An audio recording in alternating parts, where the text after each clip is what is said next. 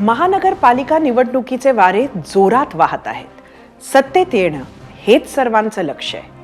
त्यामुळे सगळेच पक्ष सगळ्यांशीच बोलणी चर्चा करतायत. पण यात सर्वात इंटरेस्टिंग वाटतो तो राष्ट्रवादी काँग्रेस पक्ष, अजित पवारांचा.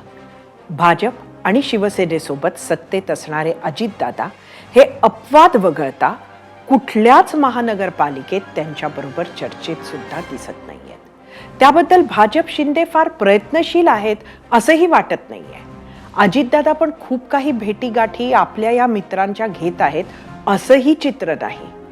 ते मवियाशी बोलत आहेत, काँग्रेसशी बोलत आहेत, काका शरद पवारांच्या राष्ट्रवादीशी बोलतायत, अगदी वंचित सोबत बोलत असल्याचीही चर्चा आहे, किंवा मग स्वबळाची भाषा करत आहेत. पण भाजप आणि शिंदेंच्या मात्र जवळही जाताना अजित पवार दिसत नाहीयेत. त्यामुळे अजितदादा नक्की काय करत आहेत हा प्रश्न आहे. 1. भाजप सेनेला जास्त स्पेस मिळते. 2. दादा ज्यांच्याबरोबर जातील त्यांची स्पेस कमी होते. 3. दादांची मुस्लिम वोट बँक टिकून राहते. पर्यायानं भाजप सेनेच्या विरोधकांच्या मतांमध्ये विभाजन होऊन फायदा भाजप सेनेला होऊ शकतो. 4.